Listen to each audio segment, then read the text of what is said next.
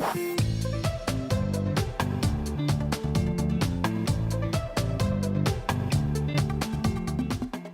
everyone. My name is Alisa. I am a consultant with LSAT Unplugged.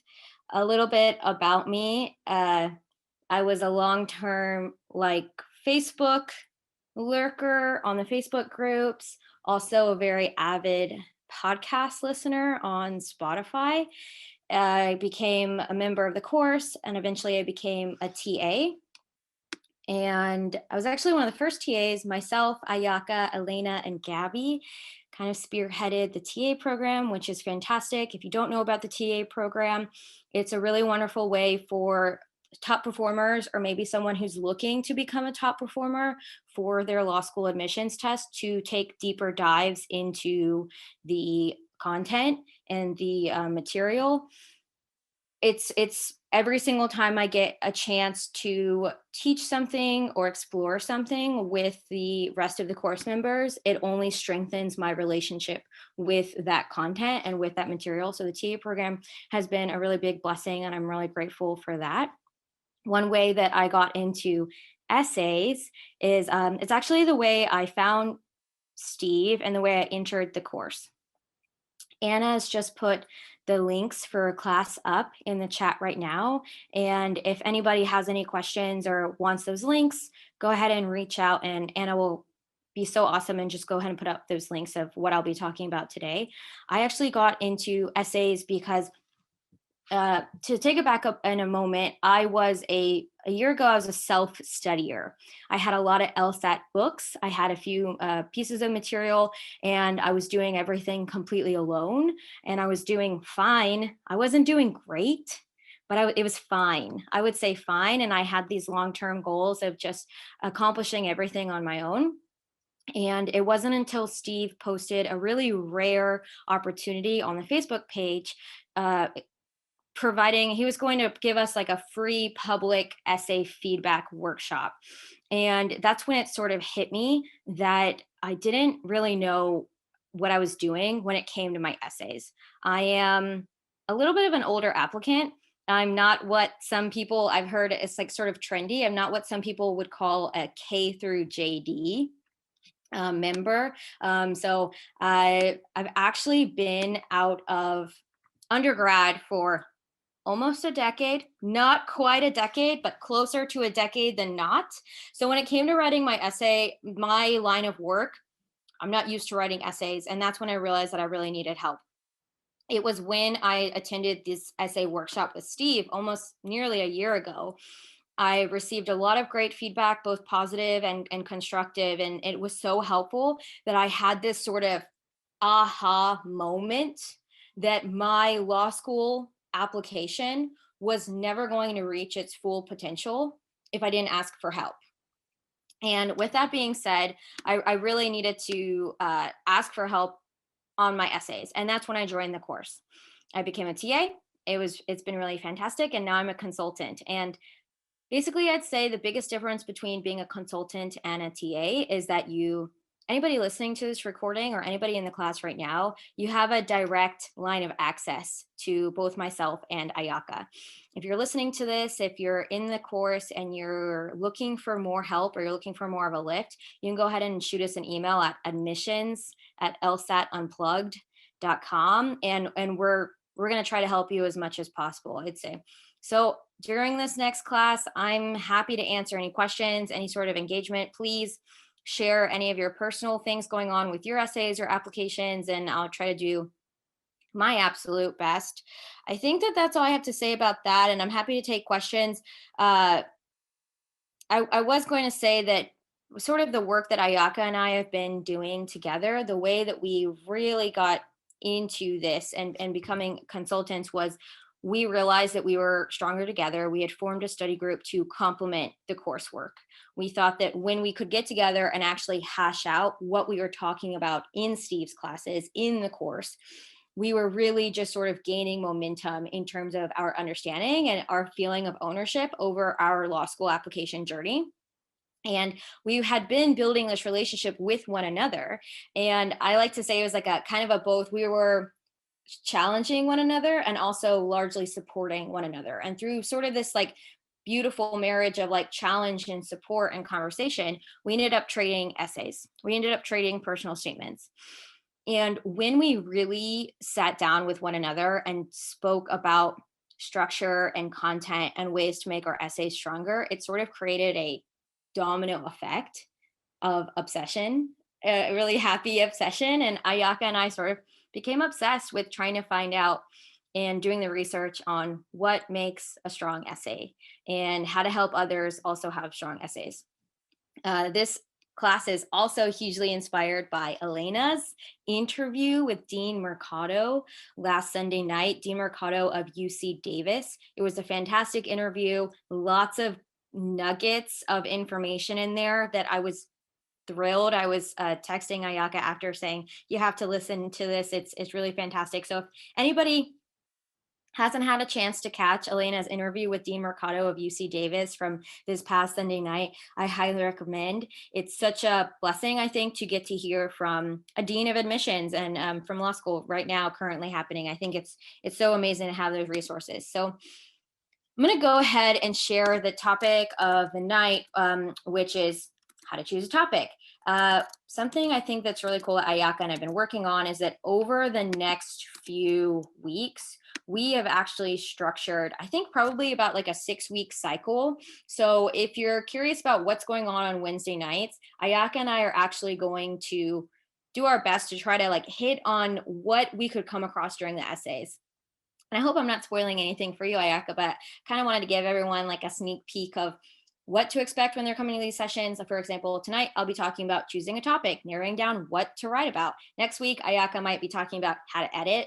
She's super cool about that. Like, what do you do after you write your first draft? What are some questions that you can ask yourself once that first draft has been written? Or maybe questions that you could exchange with another study partner, study group would be a great place to start. After that, we'll talk about final drafts, how to know when your essay is done, how to create like kind of like a circle of different versions of editors, different people, different circles. I'm sure that everybody has that sort of like, my uncle's brother is a lawyer. I wonder if he would take a look at my essay. So we're going to talk about when do you fit him in? When do you fit in that random person that says, yeah, sure, I'll take a look at your essay? Because something I found along the way of becoming obsessed with essays is that all these things matter, and I want to share all of it with you. After that, we're going to, of course, we're always going to be doing essay feedback workshops. So please, sometimes you'll see the link. Feel free to go ahead and do that, or you can always send us an email as well. I'm going to try to share my screen here and get into it. While I go ahead and get this started for us, any questions, jump in the chat. I have the chat up, and I'm happy to answer anything at all.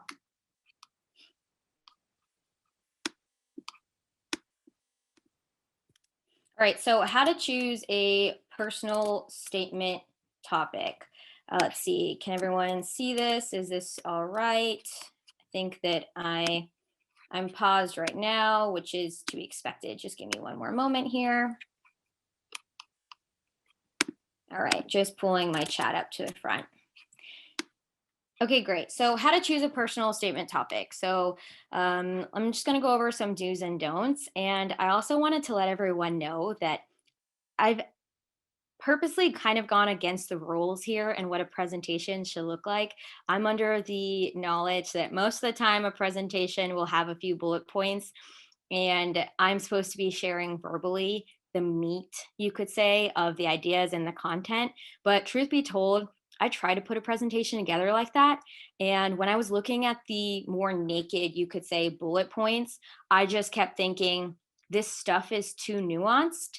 And I keep hearing a lot of like lines get crossed. For example, somebody might talk about something that they've done in their job, and I've heard somebody else come through a workshop and say, well, wait a second, I thought we weren't supposed to put anything at all on our resume on the personal statement. And that's where it opens up sort of a conversation. So I tried to keep this really bare and naked, and I just couldn't. I'm like, morally, I was like, you know what, I know that this presentation gets shared through video. I know it gets shared in the course, the link, and when you open up this link even months from now, I just don't want you to say, what did she say about that? I can't remember quite about that. So I just try to give it all to you, really. Okay, so that being said, lots of information. What your essay should not do. All right, so it should probably not speak mostly about someone or something else. And this is something that comes straight from Dean Mercado of UC Davis, kind of talking about this as a missed opportunity. It's completely fine. You could talk about your biggest inspiration, whether it's a role model, somebody else in your life that is a lawyer, even your relationship with your mother, if it's particularly profound. I think it's all a beautiful topic to talk about. And that's why I wanted to make sure to put in here, you absolutely can mention these things. You just don't want it to be the bulk of your essay that you're talking about someone else. And we'll kind of get to the reason of why that would be so in a few moments here. But essentially, if I were to sit down with a admissions officer or as somebody who works for admissions for a law school, and they asked me to talk about myself, and I spoke all about a mentor or spoke maybe a neighbor that of mine or a best friend from elementary school that experienced an injustice through the law system. Any of these topics definitely could be maybe an impetus, like a change for me to feel that call to action to become a lawyer. But if I spend my entire time talking about that other person's story, Dean Mercado, this is directly from her, she talked about as a missed opportunity to talk about yourself as the applicant. So I think that that's a great point to make. Also, my chat disappeared on me. Here. Okay, great. I got it. I got it back, kind of. But feel free to unmute yourself. Another thing your essay should probably not do is point to an injustice you once witnessed as the core message. Some people might say this happens a little bit more as Westerners or maybe like North American people. Maybe this is you took a trip and you didn't realize how underprivileged some people were until you saw them and it opened your eyes and you wanted to help them. Definitely, this can be something that makes you have that call to action, but I would advise that you wouldn't want to point to an injustice or something bad or maybe the mistreatment of someone, especially if you didn't really do anything about it, or if you don't have the bulk of your story isn't maybe some action steps or some examples of you know what? It's really just coming off the top of my head right now, and it's sort of a risk, and anybody can come in and speak on it. But maybe I don't have to be a superhero to have a good essay. So I don't want this to scare anyone away. That if I witness maybe something horrific happen to a family member in the legal system, and I felt helpless, I don't think that I have to have like an action step of I did all this research and I found out their lawyer was incompetent. I got their lawyer switched for them and I understood the legal system, or I showed up in court. It doesn't have to be a sort of incredible action step that I took in order for that to be a stronger essay. I might even suggest that maybe you could say, I was helpless in that moment, but looking back and show a reflection and maybe use your imagination and say, if I could change maybe my steps then, I may have done XYZ. Maybe that could make it a stronger essay if you really want to go in there. But you just don't want to give a core message in terms of seeing something happen to someone else. And that's the only part of your essay that talks about, and it made me really sad and I want to be a lawyer now. So add in some action steps if you can, or add in a reflection back on it, or just make sure it ties back to you as the central message as your essay. Another thing you don't want your essay to do is paint a chip on your shoulder. And these are sort of two different things that I want to talk about. Something through Ayaka and I's obsession with essays, we have both seen over 100 essays. I have no doubt about it. And something that I have seen a trend in is maybe the writer has let negative experiences overshadow maybe their potential as an applicant. For example, say that you don't like your job and you're applying to law school because you want a better job. There's nothing wrong with that. There's no shame in that. In fact, that's incredible. And I want everyone to feel the freedom to do that and to apply to go and get their law school education. But if your essay talks too much about what your boss maybe did to you or why you don't like your coworkers, what that does is it sort of seeps through to the reader a lot of that chip on your shoulder. And moreover, I would suggest that actually overshadows your positive attributes. If you do spend too much time talking about maybe the way that your company has wronged you or your boss or anything or any sort of stressful events, negative events. I think that it might, maybe this is oversimplifying, but of course, there are going to be different kinds of applicants to law school. There will be people that are excited about the potential of getting a law school education. And there's going to be a lot of other people that say there was many events in their life that said, ow, or I don't like this. And I want to go and I want to go do something better for myself. That's totally fine. Don't let the ow overshadow what you do have to offer.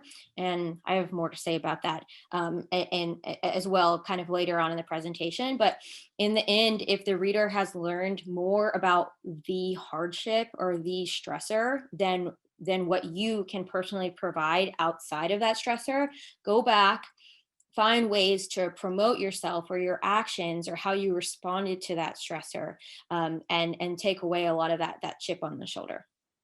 A little bit more on that. What your essay should not do: get stuck in a childhood timeline. I think this is really interesting, and another nuance that I didn't want to leave out is you can absolutely talk about something that happened in your childhood. It's not a completely off limits thing to do, but if you do feel that your story can best be told from something in childhood, try to connect it to who you are now. Um, it's a trend that I've seen where there's a lot of narration about maybe like a change in school or a change of scenery, and it's completely valid. But also, you are the applicant today that's applying right now. So if you can find something today that's relevant, it's just as powerful. I don't know if I'm going off on a limb here, but as a very empathetic person, a very sensitive person myself, I can imagine that maybe a childhood story feels more powerful. Maybe it's left more of an impression on me personally, and therefore I feel more comfortable or more compelled to tell it. And maybe I don't feel like there's something interesting enough to talk about in the last year. And that's completely valid. And we can kind of talk about that as well later on. Another thing your essay probably shouldn't do is use tons of jargon from your job. You're welcome to read this. I know Ayaka and I have talked about this before. You don't want to let your essay get bogged down with a lot of jargon from your job. Also, just geographically, I've taken a look. I've seen a few different essays where maybe there's these long titles of companies or projects, and just the sheer names of the projects alone that they've worked on takes up so much space. And I'm just interested to know a little bit more about the applicant themselves. So, or in another example, recently I came across someone whose job, they spoke in a very specific way. There is a specific cadence, specific language that they had to use in order to be good at their job. And the personal statement essay transitioned in and out of speaking to the reader and also just straight up using sentences in the same structure that they might at their job. And we spoke about it, that applicant and I did, and I, to me as a reader, it looked like they weren't aware of the fact that sometimes it looked like they were at work as they were trying to talk to me as the reader. And they did bring back a really important question. They said, well, doesn't that just make me look really good at my job?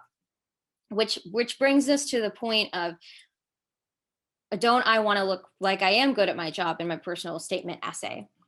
Yes, of course. But if your personal statement essay is basically just you saying that you can do your job, that's not really a fantastic personal statement essay. You could talk about a challenge that was rare that came up in your workplace. You could talk about working in a group dynamic, or maybe working on a group project, or how you handle different personalities. You could talk about something that you find to be the most intriguing and interesting aspect of it. There's a lot of thoughtfulness that can come up in and around what's expected of you with your day-to-day responsibilities. But if you are sort of just trying to show off that you know what your day-to-day responsibilities are, it's not the strongest representation of you in terms of this. I'm going to go back to Dean Mercado's statement of an opportunity to show yourself in a more conversational, sort of real way, you could say. And the last thing I'm going to say that your essay probably should not do is badmouth lawyers. And of course, I could say, do I really have to say this? But it goes back to that chip on your shoulder, or sort of this attitude of like, I could do a better job than what I see. Ayaka is the one who pointed this out to me. Schools produce lawyers, so you probably don't want to go up to a school and uh, criticize who they're producing. These are some things of what your essay could do. And I hope you notice that this list is a lot less detailed. And that's because this list can actually just absolutely explode with the amount of possibilities that I personally feel each of these questions could bring up. So, something you might want your essay to do to the reader is answer a few of these questions. Are you interested in learning? Okay, I wanted to remind everyone that a law school education, you're not saying that you're ready to be a lawyer. You're saying that you're ready to learn how to be a lawyer. And that to me is this huge differentiation and what I see in terms of essays sort of trying to prove that point or trying to prove that they could do a better job or anything like that. And just explain, are you a good learner? Did you come across something that you wanted to learn more about? Um, Off the top of my head, I don't know anything about sports. I'm very bad at it. When I was younger, a ball came towards me and I ran. And during the COVID-19 pandemic, I decided I was going to learn how to play soccer.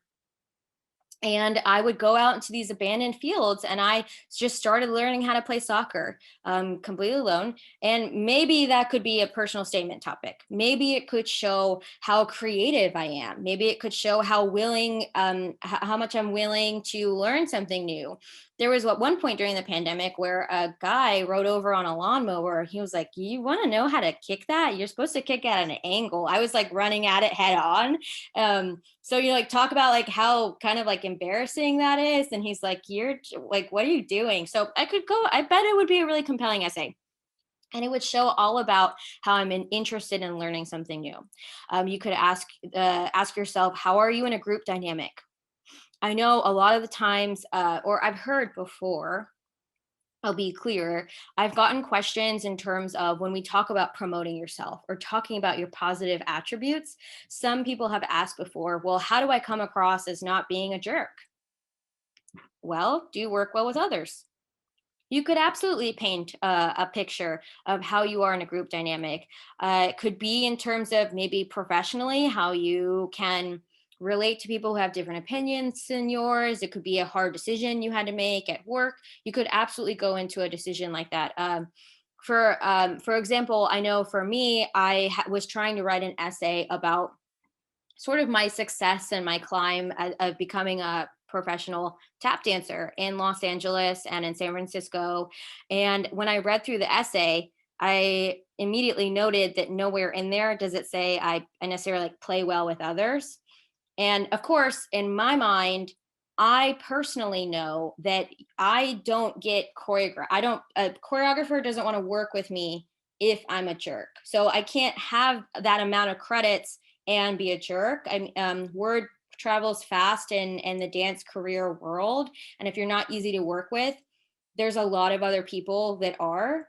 And so I personally know that none of that can exist unless I'm easy to work with. But when I read my essay, I realized that they're not professional dancers. They don't necessarily know that. And so I did have to go back and kind of maybe give an example of the fact that word does travel fast and that there's a lot of other people. If I'm being quite honest, there's actually a lot more talented tap dancers in the world than me. I know I keep saying I've been a professional dancer. I'm not the best one. Okay. I'm just easy to work with. So maybe I could talk about that. You could ask yourself, are you thoughtful? Do you have more empathy than maybe an event required of you? Are you someone who's a thinker? A really well written essay is something about a subject that someone has thought a lot about and can talk about.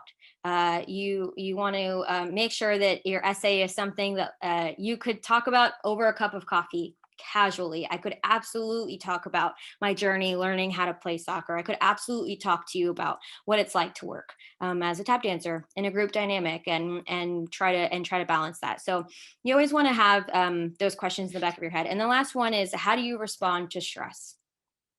I read an essay where the person talked about this big stressor in their life, and it was a really beautifully written essay. And at the end of the essay, they had sort of concluded, I am no longer like that. And when I read it, I personally didn't necessarily believe them because they didn't tell me examples of maybe ways that that's come up next, or maybe actual tangible ways that they went to solve that. They kind of just said, I'm not like that anymore. So you want to make sure that you paint a picture that you respond, how you respond to stress. Law school is stressful. They want to make sure in a way that you are going to be a positive contribution to that community. So these are things that I could talk about all night. I feel that I need to keep going. I Yeah. don't see anything in the chat. Go ahead, Ayaka. Um, I love this. I think, I mean, you've hit the nail on the head here with the do's and don'ts. Um, I get a lot of questions about the hook of an essay. And a lot of people are trying to make the beginning of their essay really interesting, really gutsy and all of that. I would love to hear your thoughts on how to approach the hook. What if you have any tips on how to start an essay in the very beginning? That's a great question, Ayaka. And I think that something that's really interesting about the hook, or how to make a reader feel, I like to imagine, and through various podcasts that I listen to of Steve interviewing admissions officers, I've gotten the idea that admissions officers are always reading. They are reading so many essays. And so, of course, naturally, if I were writing, I might be inclined to write something that can grab the reader. That being said, I would almost say it's impossible to write the perfect hook the first time around. I've heard a few different applicants say, I have it all in my head, I just want to write it down. And what's really interesting about a hook is that it needs to be compelling, but it also needs to be relevant to the rest of what you write in an essay. And this really brings me to a really important part about how to narrow down what to write about, is that it's actually quite difficult to structurally do something very unique, to bring up a lot of different things, or to have a ton of nuance in the short amount of space that is a personal essay. So something that I've thought about before is, how do I stand out? How do I make my hook unique? How do I write about something that is very interesting? And my best answer for all of that is, number one, you really have to do it. And number two, maybe Ayaka, you could talk about that next week, and how to create your editor circle. If we think about it like a commercial, right? A really great commercial, or something that is really compelling. Maybe it's a radio or a television commercial. There was the one years ago with the pig, like going wee out like the door with the window down, and I still think about that. And these commercials, or things that grab our attention, they've gone through layers and layers of people approving it. So many eyes have been on these ideas. I think it's very difficult to come up with a hook that only exists in my brain and it speaks and lands to many different readers. And that's another thing about how to know what to write about. And I'd love to keep talking about that in terms of like these questions and a hook, is that you want your essay to be readable to many different kinds of people. There's going to be a lot of different people that read your essay. So hopefully I answered a little bit of that, of like how to write a good hook. Yeah, I love everything that you said, and I agree absolutely. And we come across people who say they have it all in their head, and what I find is that the thoughts are a lot more potent than the words that we can put on paper. Meaning, it takes a lot more words on paper to write what you're thinking. So sometimes it ends up that the hook is taking up half the page or even a full page. So love what you said. Thank you. That's such a fantastic way to put it, and it's such a brilliant observation, that it is really hard to take something in my head, or take something I experienced, and package it in a very easy to digest way. And I really mean that, that it should be easily digestible. Good writing is not difficult to follow. Good writing is very easy to follow. And I think that in an essay, especially with an admissions officer that's reading and reading and reading, um, kind of having these general ideas in mind is great. So I did want to take a look, if everyone just looks at the slide that I'm on right now, of asking ourselves, are you interested in learning? Or how are you in a group dynamic? If we were to go back to what you shouldn't do, we can actually look at these really tangibly now and say that had an entire essay written about a mentor. You wouldn't really know how I am in a group, how I am in learning, or how I am in a group dynamic. I could actually write about a mentor and write about the way they taught me something. And I could maybe write about my maybe disagreements with them. And then you see how I'm actually pulling myself into the essay and showing you that. Sorry not to play tug of war here, but like, are you thoughtful? Do you have empathy? How do you respond to stress? If we look here and I'm bad mouthing lawyers, or I don't look like I'm able to respond to stress in a productive way. And that's when we want to kind of go back here. So I'm going to go ahead and move forward and say what your essay doesn't have to do. So your essay doesn't have to explicitly state why you want to go to law school. Uh, Again, your essay in law school, you are going to practice persuasive writing. You are going to practice how to write about a case briefings. I think I'm not in law school. Yeah. You're going to practice a lot of writing, and you have to take a lot of information and synthesize it and produce it in a really important way. But you don't have to explicitly make that case for yourself. You're not a lawyer yet. And so you don't have to prove that you necessarily have that skill set. Again, you have to prove that you have the personality or you have the experiences that are conducive to a law school education's environment. I just want to make sure that that lands really clearly. You're not a lawyer yet. You don't have to prove why you have to go to law, or you don't have to necessarily make a case for yourself of why you'd be a good lawyer, but you do have to prove that you have the personality or the skill sets or the experiences that would be valuable in a law school education's environment. So that can be anything about the thoughtfulness on listed on the slide before. Another thing your essay doesn't explicitly have to do is say the school's name or list one or two courses the school maybe provides in it. I would even go so far as to say that this is a risk. You are putting yourself at risk in a very high stress time. Law school applications is an extremely big stressor to some people. I won't put that weight on everyone. And it's also extremely valuable and important that you do not mess up the school's name. I've heard many times from admissions officers, it's absolutely not necessary. It's not going to necessarily make you a stronger candidate overall.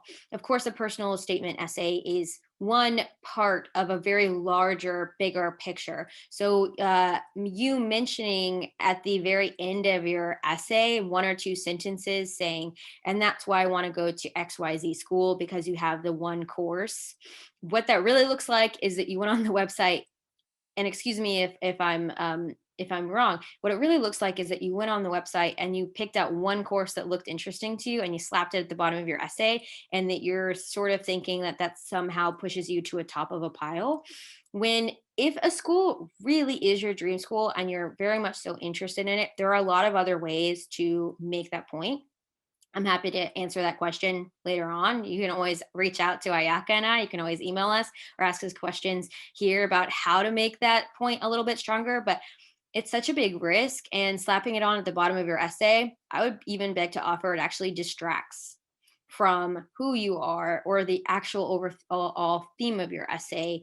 There are ways to do it. Absolutely. I don't want to discourage anyone from doing it. But if you don't have to, it's definitely an important choice that you need to make, and a little bit more of a thoughtful choice than I see. I see actually someone's raised their hand. Go ahead.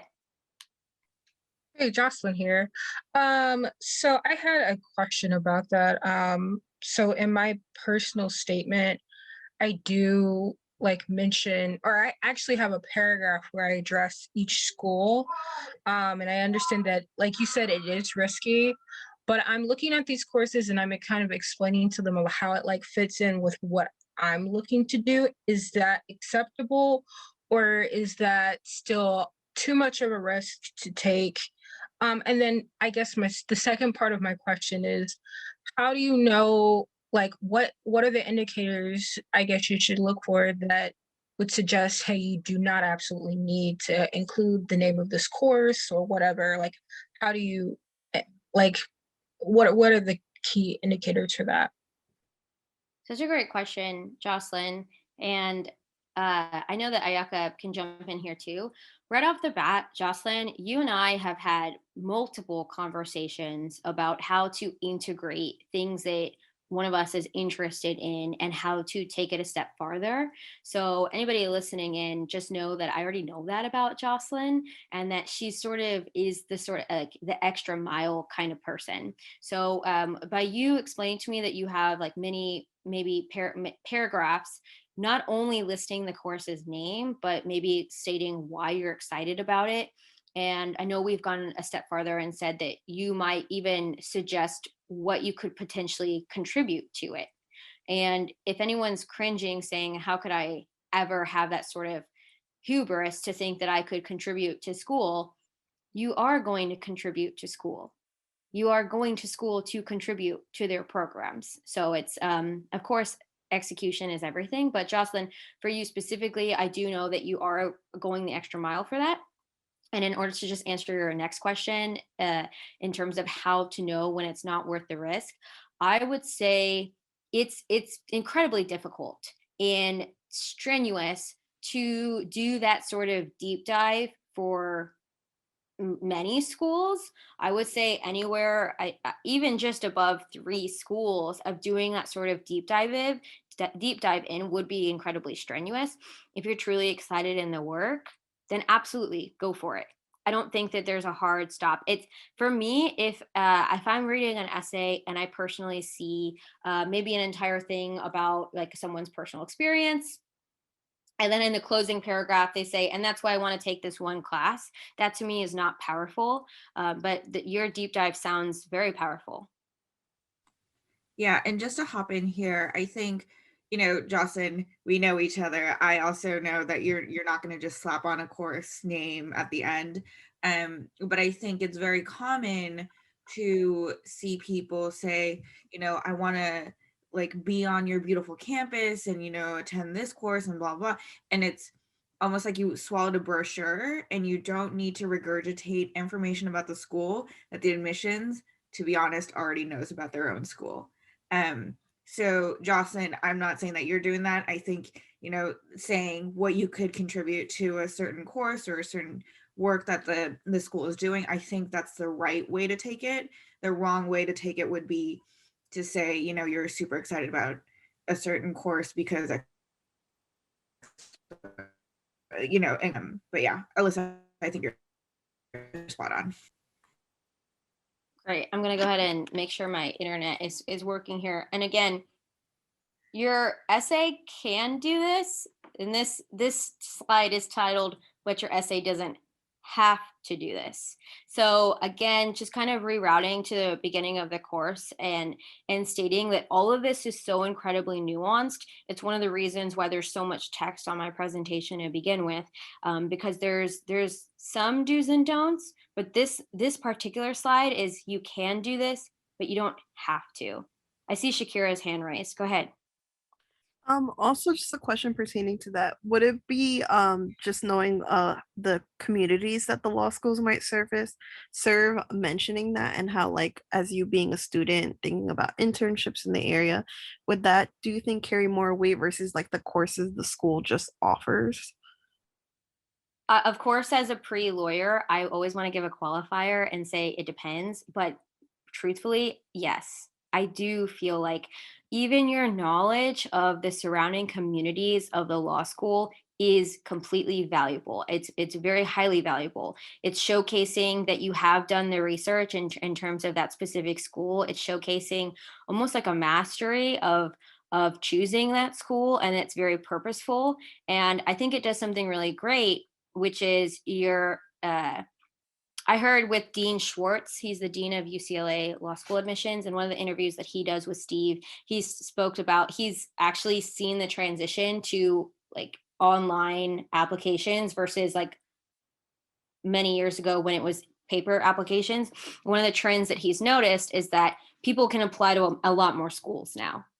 And Shakira, what you bring up of talking about the communities they service and the sorts of internships that are available to you should you choose that school, I think it does show more of a mastery of exactly why that school, which does to me pull ahead in terms of that trend that even Dean Schwartz has talked about, where you're applying to a lot of different schools.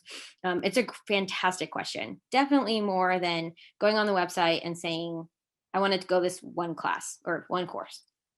And she gave me a thumbs up for anyone that can't see. I see the thumbs up on her video, so that's why I'm moving on. So another thing that your essay doesn't have to do is be about something really intense.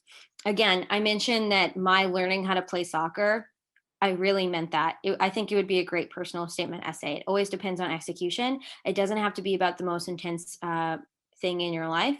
Even if you do have a very intense thing, you're absolutely welcome to not tell that story. It's not something that you have to do. It does have to be personal, but to me, learning how to play soccer is personal, or it can be about something more intense. So I wanted to make sure to get that message across as well. And this kind of brings me to something that I have seen come up. Kind of a frequently asked question is when to talk about something intense, maybe a sensitive subject or a traumatic event. This can fall under many different types of physical abuse, mental abuse, sexual assault, any sort of PTSD issues. And so I do want to go ahead and do, there is a content trigger warning that I won't be talking in depth about any of those things, but just so anyone can be prepared. But some very, very concise do's and don'ts about that I've picked up along the way is do be clear. If you're wanting to talk about something that you would feel uncomfortable speaking casually with someone about, or that maybe potentially could make you so emotional that in a professional setting you would not be able to speak about it, I would advise you not to write about it. Your personal statement should be something, and Ayaka puts it so wonderful, that it is a sort of interview in terms of they're just trying to get to know you. And also, if you do harp so much on the maybe something negative that's happened to you, I wanted to point out it still is overshadowing the what you can contribute. Also, do focus on what happened after. Did your views change? What did you do? How did it change you as a person? What are some actions that you now take as a result? There's different ways to talk about that, but to also still highlight yourself. Some things not to do if you are going to talk about a sensitive subject is don't be too graphic. One of the things that I like to bring up is that a personal statement is only a few pages long, and whatever that person is reading, they are completely prepared to believe what you say. They're not suspicious of you. I come across some writers who feel that they need to drive a point because they really want the reader to, maybe they want to take them to the place that they were at. Maybe it's physically, emotionally, or mentally. If you tell us once what happened, they absolutely remember because it's only 2 pages long. So you don't have to rehash that out. So you don't have to be too graphic. And also, don't be vague. So if you say something bad happened, that's really not the greatest way to go. You're kind of creating a lot of questions for the reader, which also brings up the point that whatever topic that you do write about, and again, Ayaka will go about, we're talking about editing next week. There's so much to talk about. Whatever topic that you do choose to write about, you want to make sure that you can talk about it clearly and that you can also talk about maybe ways that you've moved on from it. So this is absolutely 100% what your essay should do. The essay should get the reader excited about you joining their community. That is the biggest ticket. It doesn't explicitly say why law. It doesn't necessarily have to talk about why the school. It can talk about the school. It doesn't have to be something intense. It can be about something intense. It can be about something traumatic or sensitive. It doesn't have to be. It doesn't have to necessarily be about anything specific. There's many different ways that you could go about it, but no matter what, once the reader has put your essay down, they should be excited about you joining their community. That can come up in a lot of different ways. The reader and the admissions officers might think to themselves, what are you like in a study group? They know that classmates have to work together. Study groups are very important. You need to be a great team player. How are you in that group dynamic? What hole maybe do you fit into in terms of what you're going to bring to those classes? And that brings me to what will you be like to have in class? If your whole essay talks about your boss and why you don't like the way that they run the company, I'm not really getting a great idea of, okay, this person's going to be great to have in my classroom. And also, how are you going to contribute to their metrics? And this is something I always like to bring up, that at the end of the day, a law school is looking for, are you resilient? How do you respond to stress? Will you make it through their program? Of course, they don't want to admit someone into their program that might be showing signs that maybe they would switch out of school if they became too stressed out, or maybe create those metrics for them. Of course, they need to worry about that so they could protect their school in a good way. Also, I did come across an essay once where someone had written about academia and how academics used to stress them out and they wanted to be perfect, and that they're no longer worried about getting perfect grades. And this person was applying to all T14 schools. And to me, there's a big gapping hole there that needs to be addressed, where in some way, shape, or form, if you're applying to those schools, you probably don't want to say in your essay that you don't care about grades at all anymore, and that you've adopted this like complete, I'm sure that it could be reworded in a way where if you're applying to a T14 school, you might not want to say that, if that makes sense. You do want to have a perspective on how does this shape their metrics. And this is my meme of the day. Sorry, it's blurry. Grabbed it from the internet. But this is writing about what you think a law school wants to hear versus writing about something that really interests you. And again, I really recommend that everyone go and listen to Elena's interview from Sunday night with Dean Mercado of UC Davis. She paints examples of this so beautifully. I won't even try to quote her, but it's a really great topic. Something that you also want to think about is, what can I write a few hundred words about that excites me, that is so interesting to me? And a personal example is I'm going to go ahead and kind of do one last thing here tonight with you all, is I want to show everyone how my personal statement topic shifted along various drafts and through conversations. And it will be the second link that Anna went ahead and put on the chat, but I just put it in the chat again. And I'm going to go ahead and screen share here. Okay, everyone. So this is my first kind of list that I ever found. I found this from March 2019. That's 2 years ago, embarrassingly enough. So my first thoughts on what to write about, I had this big old list. It says Crystal Pite's work. She's a well-known choreographer from Canada. Intake of creative information creatively, spent years training the Gaga movement language. And then I have a whole bunch of just cities just randomly listed out. I don't remember what I was thinking at all, but I'm just going to go ahead and say here. So also, Steve has suggested maybe you could write down 8 major events in your life. What are 8 big things that pop out to you?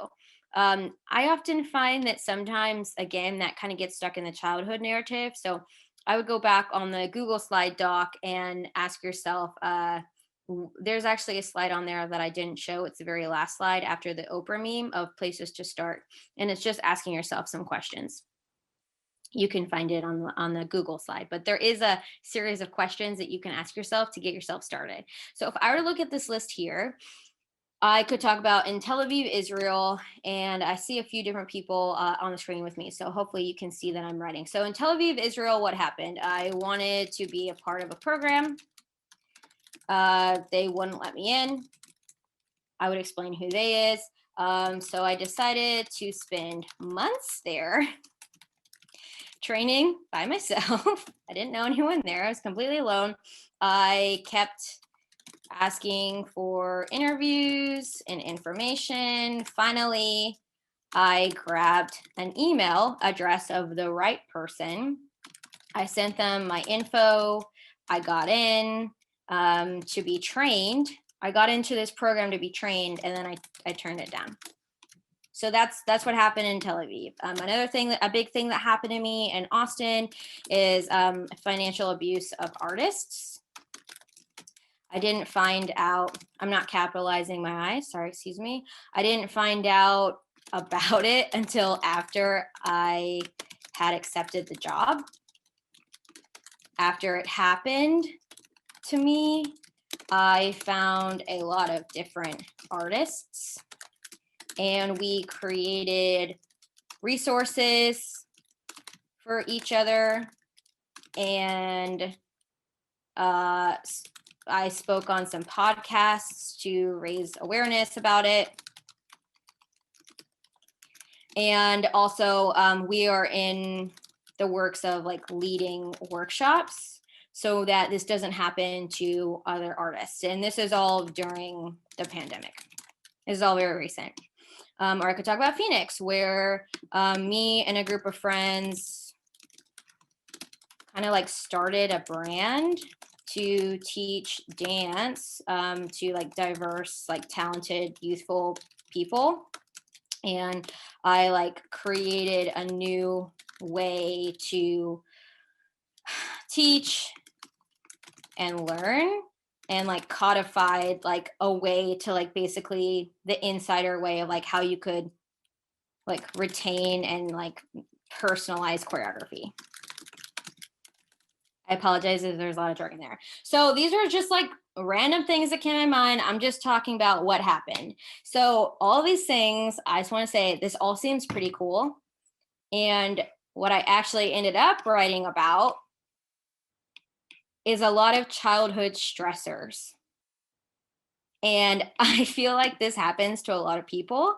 So here I am up here, and I'm saying like all these really interesting, unique things that I've experienced.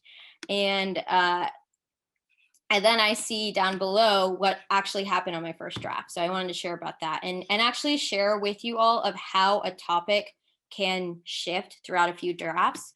I only have a few minutes here, so I'll do my best.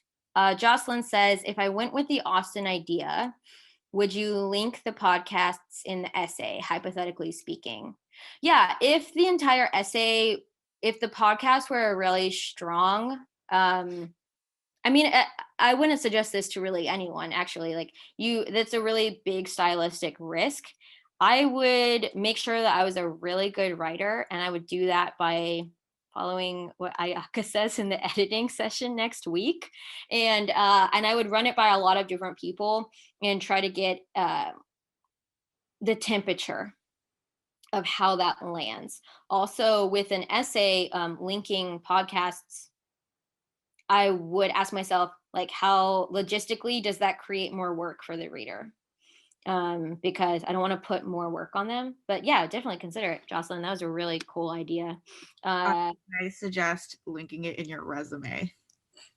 That's a fantastic idea, Ayaka, linking it in my resume.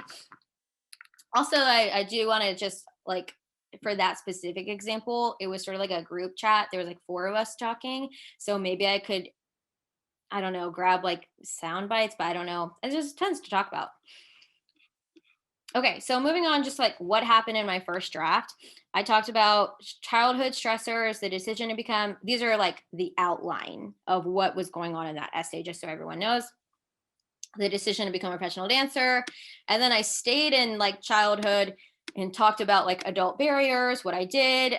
In the next part of my essay, I actually reintroduced these stressors in my teenage years and like juxtaposed it with success. I talked about being queer. I'm gay and Latin, my Latinx origin, and that actually was pulled out to be another essay over here. So that actually ended up being a completely other essay.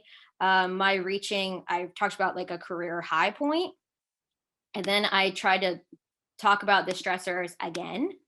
And in the conclusion, it was that dance wasn't the end goal. So in red, I just want to point out like everything I was speaking about that was a very big negative impact on my life.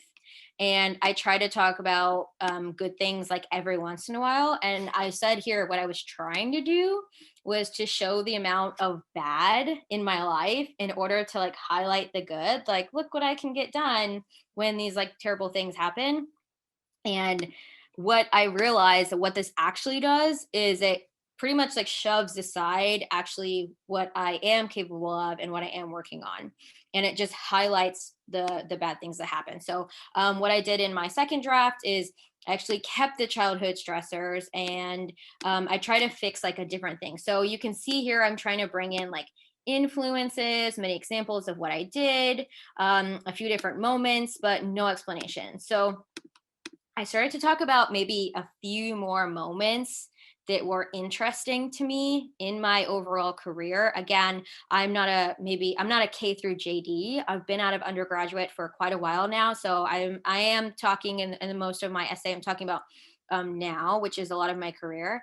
But I still wanted to juxtapose it with the biggest stressor that like ever happened to me. And you can see in my first draft conclusion, I'm going backwards over here. I said, I made this conclusion that dance wasn't the end goal for me.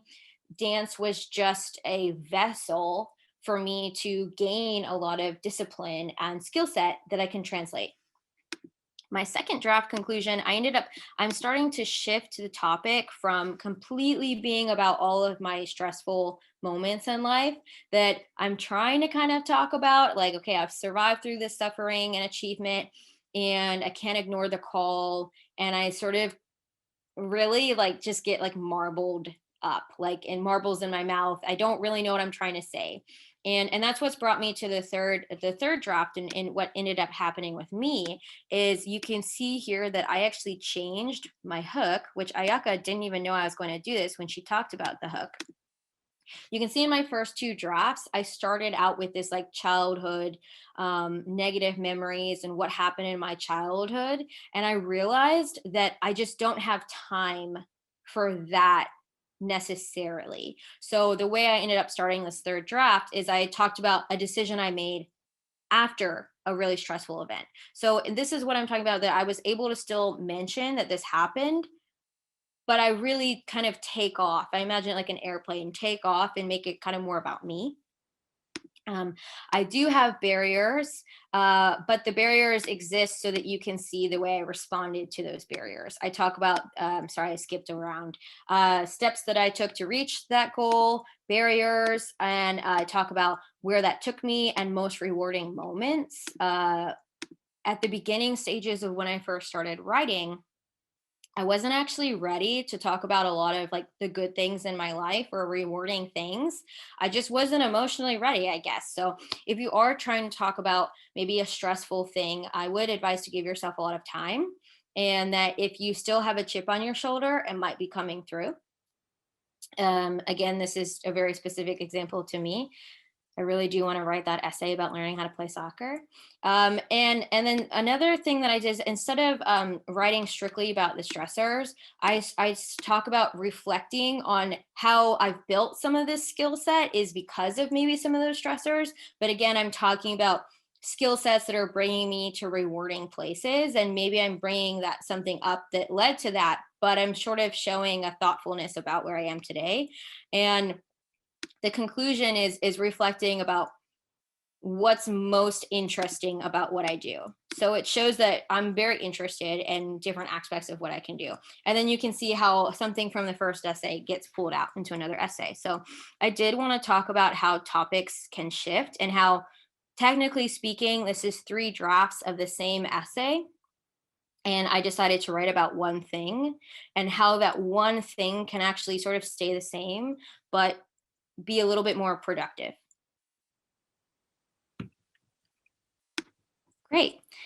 Looks like we're at the top of the hour, and we've had some really great questions. Thanks, Ayaka. And again, next week, Ayaka will be talking about editing circles and kind of what to do after you've written that first draft, and maybe talk about how to shift those topics. And I hope everyone also saw that really random list that I made in 2019.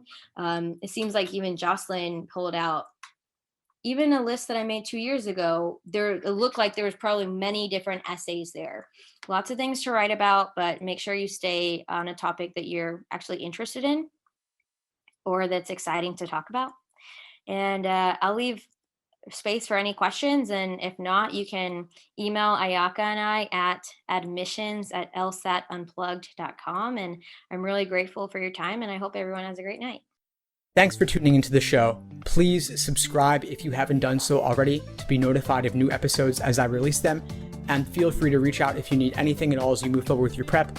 I'm happy to help however I can. In the meantime, I wish you all the best and take care.